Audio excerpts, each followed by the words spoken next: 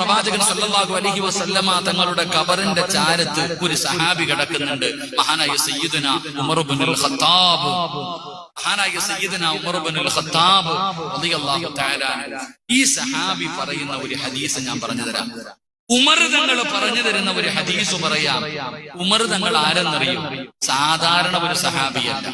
അള്ളാഹുവിന്റെ പ്രവാചകൻ പറഞ്ഞു, ലൗകാന ബഅദി നബിയ്യൻ ഉമർ ഇബ്നുൽ ഖത്താബ്, എനിക്ക് ശേഷം ഒരു പ്രവാചകനില്ല, ഇനി ഉണ്ടാകുമായിരുന്നെങ്കിൽ അതിന് യോഗ്യൻ ഉമറാണെന്ന് നബിയുനാ റസൂലുള്ളാഹി. ഒരു പ്രവാചകനാകാനുള്ള യോഗ്യതയുള്ള സഹാബിയ ഉമർ തങ്ങൾ. ആ ഉമർ തങ്ങൾ പറയുകയാ, കാരണമില്ലാതെ അറിഞ്ഞുകൊണ്ട് ഏതെങ്കിലും ഒരു മുസ്ലിം ഒരു വഖത്ത് നമസ്കാരം ഖളയാക്കിയാൽ അവൻ കാഫിറായി പോകുമെന്ന് മഹാനായ സയ്യിദുനാ ഉമർ ഇബ്നുൽ ഖത്താബ്. ഉമർ തങ്ങൾ പറയുകയാ, ഒന്നുകൂടെ നോക്കിക്കൊള്ളണം, അറിഞ്ഞുകൊണ്ട് കാരണമില്ലാതെ ഒരു വഖത്ത് നിസ്കാരം മുടക്കി അവൻ കാഫിറായി. അല്ലാഹു കാത്തുരക്ഷിക്കുമാറാകട്ടെ.